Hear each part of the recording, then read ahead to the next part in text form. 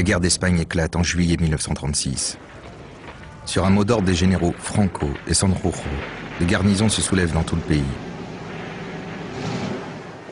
Les rebelles n'ont pas accepté la victoire du Frente Popular, une coalition de gauche qui a remporté les élections en février 1936. À l'annonce du soulèvement, une réaction populaire vigoureuse se lève contre le coup de force. Des milices ouvrières se constituent et s'arment tant bien que mal. La guerre civile commence.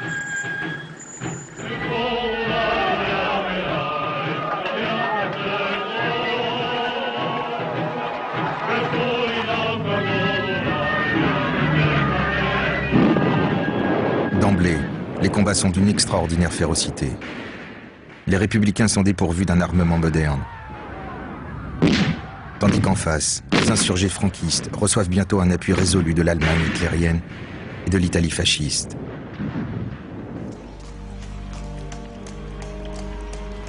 Franco, assuré de ce soutien, hâte le débarquement en force de ses troupes à partir du Maroc espagnol et impose son pouvoir sur une grande partie du territoire.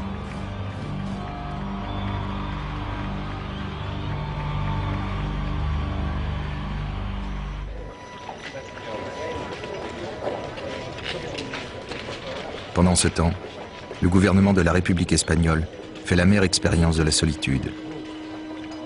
Il approche Léon Blum pour lui demander le droit d'acheter en France des armes et des avions. Moment décisif. Léon Blum se sent profondément solidaire. Et pourtant, la mort dans l'âme, il est contraint de rester hors jeu.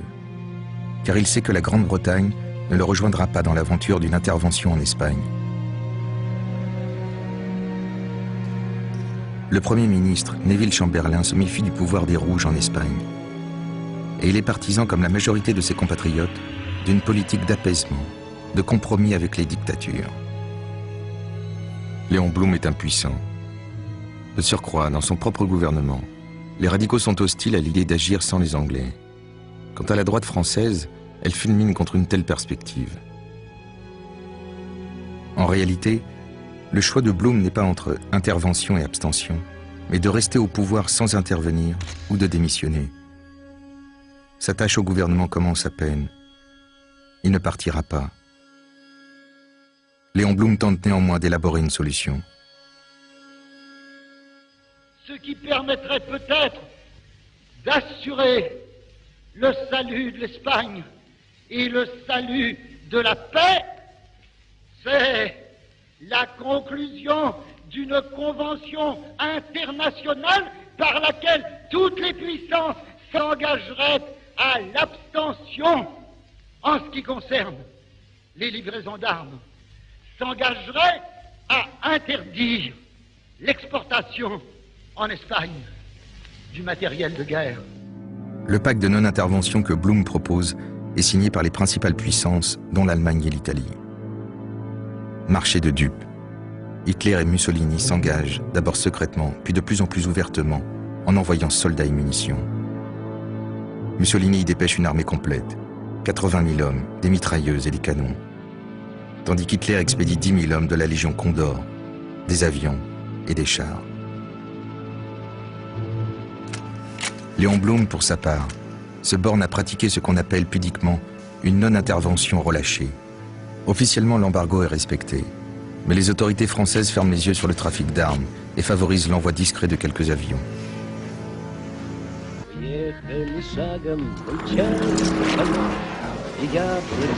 De son côté, Staline soutient les républicains et expédie armes et matériel accompagnés de conseillers militaires.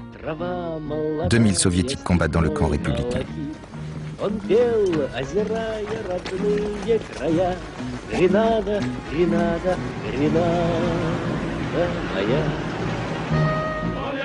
Sous l'impulsion de l'internationale communiste, des volontaires viennent combattre aux côtés des républicains. D'Allemagne, d'Italie, de France, des hommes et des femmes de tous âges risquent leur vie pour sauver la République espagnole.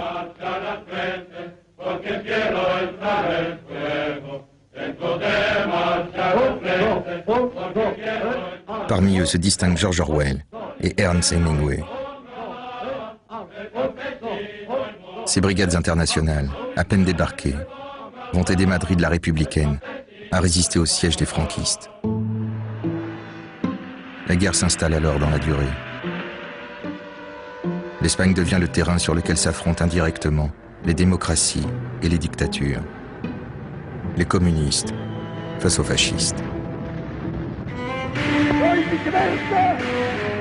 Desideriamo e vogliamo la vittoria di Franco. Todos contra la reacción, todos contra el fascismo, un solo frente, una sola unión, hombro con hombro unidos todos hasta acabar con el enemigo.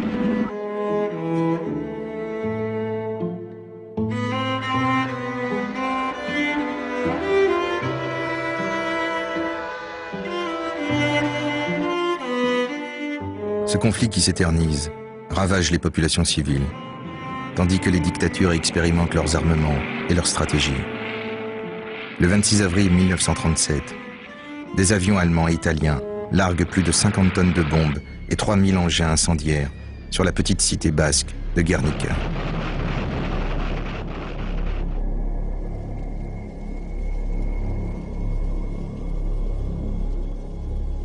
La ville brûle, quasiment annihilée. On dénombre plus de 1600 morts. Le martyre de Guernica marque une date sinistre dans l'histoire de l'humanité. C'est la première fois qu'on s'en prend depuis les airs, non pas à une cible militaire, mais à des populations civiles, délibérément.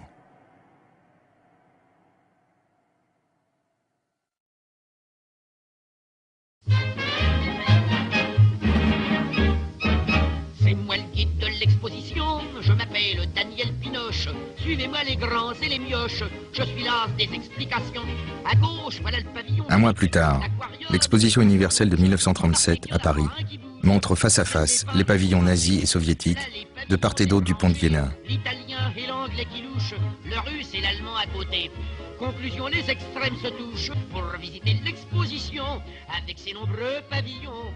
Demandez pipi. Dans le petit pavillon de la République espagnole, Pablo Picasso expose une grande toile intitulée Guernica. Un officiel allemand lui demande « C'est vous qui avez fait ça ?»